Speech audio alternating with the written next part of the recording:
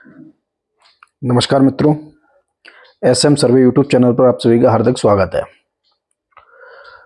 सर्दी हल्की हल्की अब पड़ने लगी है, खास तौर से पश्चिमी उत्तर प्रदेश में। सर्दी जैसे जैसे बढ़ रही है और यहाँ चुनावी गर्मी का भी माहौल है। कल उत्तर प्रदेश की 9 विधानसभा सीटों के पे होने वाले उपचुनाव में मतदान किया जाएगा। ये मतदान कई मायनों में अहम है। मुख्य रूप से भारतीय जनता पार्टी के लिए कि लोकसभा चुनाव में मिली करारी हार के बाद उत्तर प्रदेश की जनता में ये मैसेज जाए, ये संदेश जाए कि भारतीय जनता पार्टी आज भी उत्तर प्रदेश में मजबूत है। इस लिहाज से भारतीय जनता पार्टी के लिए ये चुनाव महत्वपूर्ण नहीं, अति महत्वपूर्ण है। वहीं दूसरी तरफ विपक्ष समाजवादी पार्टी कांग्रेस के गठबंधन, जो आमतौर से इंडिया गठबंधन कहा जाता है, उसके लिए खोने के लिए कुछ नहीं, बस पाने के लिए ही है। उनके लिए भी ये महत्वपूर्ण चुनाव है, क्योंकि लोकसभा चुनाव में मिली अच्छी जीत को पुनः दोहराने के लिए और उत्तर प्रदेश की जनता में ये मैसेज देने के लिए कि अब उत्तर प्रदेश की जनता पीडीए के नारे के साथ है।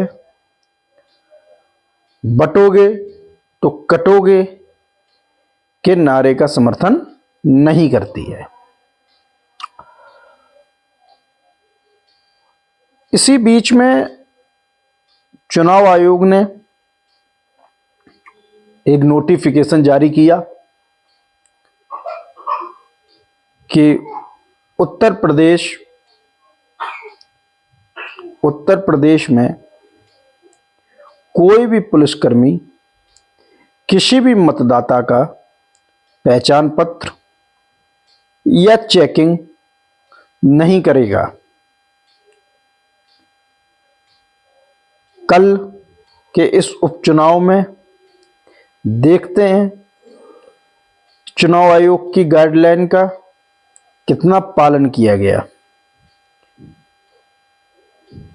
भारी पुलिस बल तैनात है, ये देखने की बात है।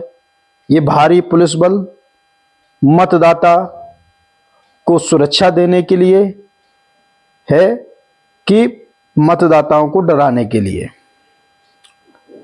कल के मतदान प्रतिशत सोशल मीडिया की खबरें या वीडियो के बावजूद सारी सच्चाई कल शाम के 5 बजते बजते आप और हमारे पास आ जाएगी। मेरे सर्वे के अनुसार 9 विधानसभा सीटों में से 4 पर भारतीय जनता पार्टी मजबूत स्थिति में है और 5 पर समाजवादी पार्टी मजबूत स्थिति में है, जिसमें मीरापुर विधानसभा शामिल है। अगर मीरापुर विधानसभा जो आरएलडी के खाते में गई है, आरएलडी वहां से चुनाव जीतती है, तो निश्चित ही चुनाव की प्रक्रिया पर प्रश्न खड़ा होगा, जिसके बारे में मैं आपसे मतगणना के बाद बात करूंगा। चुनाव की कई विधानसभा उपचुनाव जहां जहां विधानसभाओं पे होने हैं, उन विधानसभाओं पे प्रत्यक्ष रूप से मुझे जाने का अवसर प्राप्त हुआ।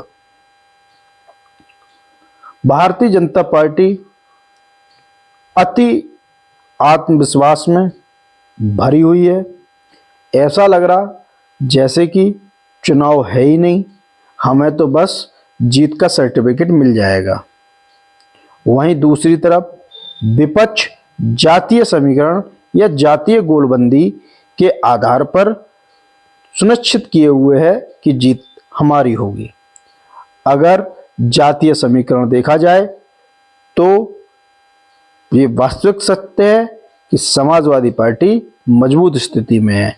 अगर प्रशासनिक बल देखा जाए तो लगता है भारतीय जनता पार्टी मजबूत स्थिति में है। भारतीय जनता पार्टी के पास समस्या ये है कि इन्होंने या इनके चुने हुए विधायकों ने कोई भी काम नहीं किया, कोई भी प्रमाणिक काम नहीं किया, कोई भी रचनात्मक काम नहीं किया। इनके पास बताने के लिए कुछ है नहीं। जिन विधानसभा चुनाव पर उपचुनाव होने हैं उन पे जो विधायक हैं या इनके कार्यकर्ता हैं या इनकी पार्टी के चुने हुए जनप्रतिनिधि हैं, उन्होंने कोई भी सार्थक काम नहीं किया। जनता में रोष है। इस रोष के कारण भारतीय जनता पार्टी कमजोर दिखाई देती है। भारतीय जनता पार्टी खास तौर पर योगी आदित्यनाथ वर्तमान मुख्यमंत्री की ये प्रतिष्ठा का सवाल बना हुआ है, जिसकी वजह से जो दूसरा खेमा जिसको केशव प्रसाद मौर्य का खेमा कहा जाता है, तो वो इन चुनाव पर हराने में हावी है। ये बात मतगणना के बाद सिद्ध हो जाएगी और इन भारतीय जनता पार्टी में हार का ठीकरा या सिर्फ मुतब्बल आपको देखने को मिल सकता है। अगर मेरी जानकारी आपको अच्छी लगी है तो चैनल सब्सक्राइब करें और कमेंट में बताएं कि कैसा है।